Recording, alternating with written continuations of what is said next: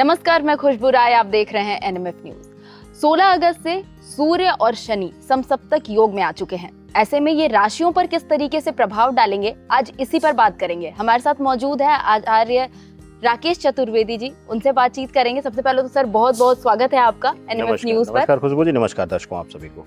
Sir, समसप्तक योग की बात कर रहे हैं हम। सबसे पहले तो बताइए कि ये है क्या, सूर्य और शनि समसप्तक योग में कैसे आए और क्या है आगे की? देखिए खुशबू जी, जब यह समसप्तक योग निर्माण होता है वैसी स्थितियों में शनि और सूर्य एक दूसरे से 7वें स्थान पर विराजमान होते हैं। यानी कि दोनों अगर क्लॉकवाइज चला जाएगा तो दोनों एक दूसरे को 7वीं दृष्टि से यानी कि 7वें घर की दृष्टि से देख रहे होते हैं। तो इस स्थिति को समसप्तक योग कहते हैं।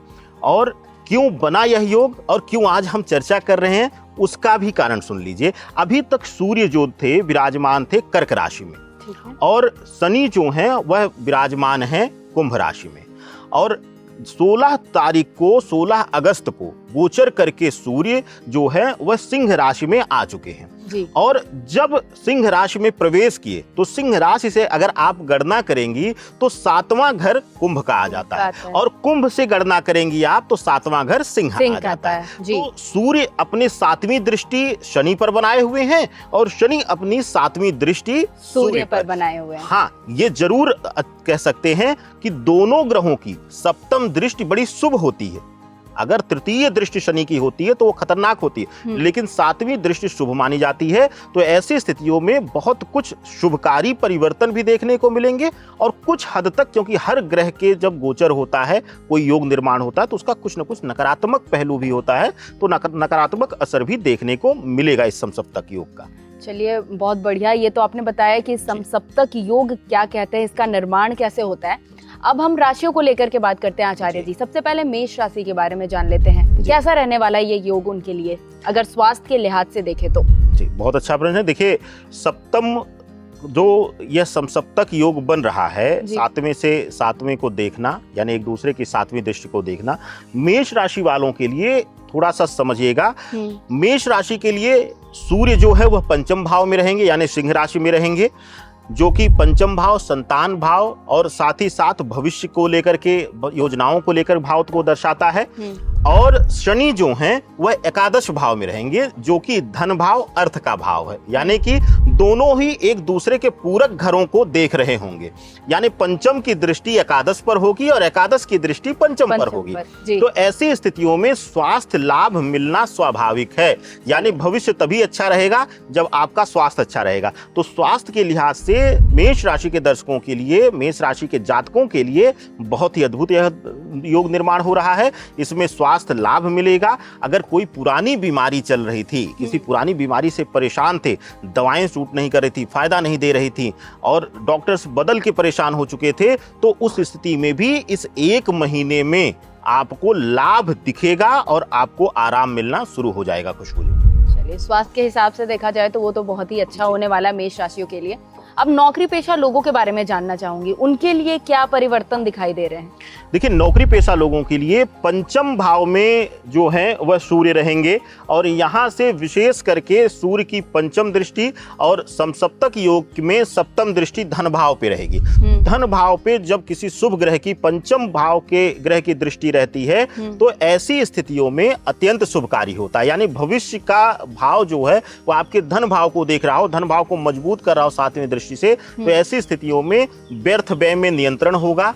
साथ ही साथ नौकरी पेशा लोगों के लिए अगर वह परिवर्तन का विचार कर रहे थे तो परिवर्तन के रास्ते भी खुल जाएंगे। यानी कि अगर जॉब में जिसको चेंजेस करना हो, बहुत लंबे समय से जॉब में था, उसको परिवर्तन करना हो, या कोई जॉब सर्च कर रहा था या अपनी फील्ड चेंज करना चाह रहा है, तो उसके लिए भी यह अद्भुत समय रहेगा। खुशबू जी, मतलब अच्छा होने वाला है उनके साथ भी। बिल्कुल। और अगर व्यापारियों की बात करें तो उनका व्यापार कैसा रहने वाला है? देखिए, व्यापारियों के दृष्टिकोण से देखा जाए तो व्यापारी बंधुओं के लिए थोड़ा सा यहाँ पर जो है वह विपरीत फल मिल रहा है। उसका कारण है कि एकादश भाव में शनि जब बैठते हैं, शनि की जो दृष्टि है वह पंचम भाव पर पड़ने से, सूर्य पर पड़ने से ऐसी स्थितियों में व्यापारिक दृष्टिकोण से गलत निर्णय लिवाएंगे।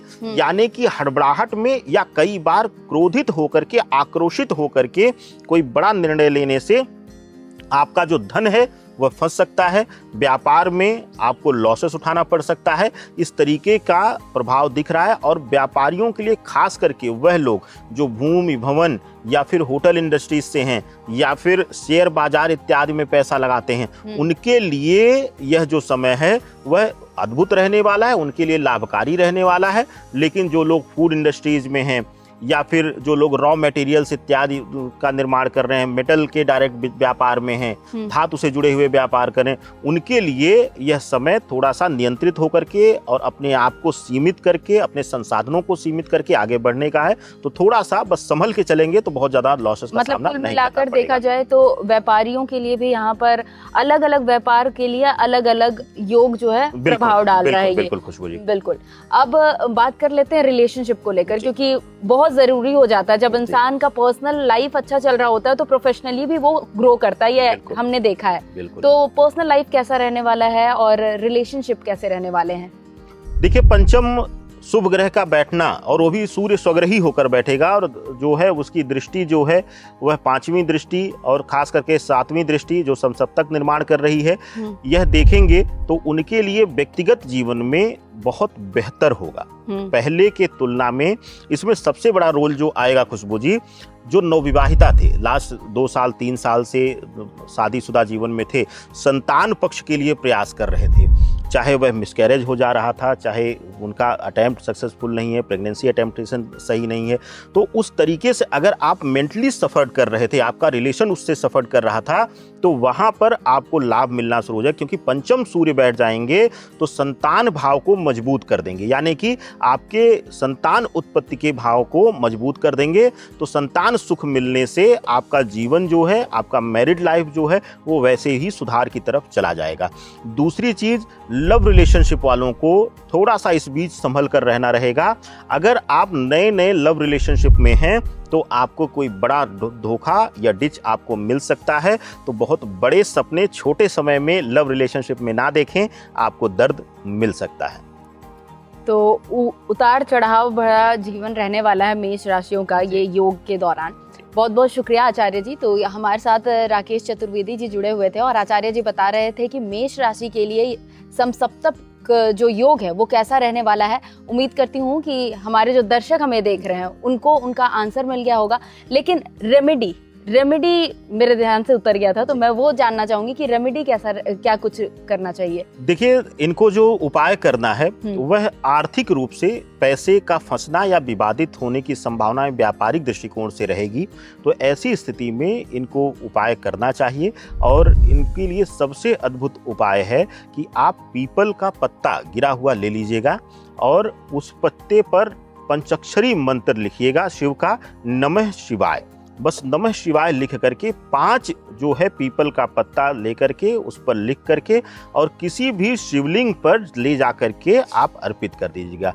यह विशेष ध्यान दीजिएगा खुशबू जी, दर्शकों को भी देना है कि कभी भी पीपल का पत्ता स्वतः नहीं तोड़ा जाता है, तो गिरे हुए पत्ते का उपयोग करिए, वह आपके लिए बेहतर रहेगा। यह छोटा सा प्रयोग है लेकिन बहुत चमत्कारी प्रयोग है। आप देखेंगे कि अगर आप ऋण से परेशान हैं या पैसा विवादित हो जाता है, अपना पैसा फंसा हुआ और आपको ऋण लेकर के काम चलाना पड़ता है, तो ऐसी स्थितियों में आपके लिए यह वरदान साबित होगा।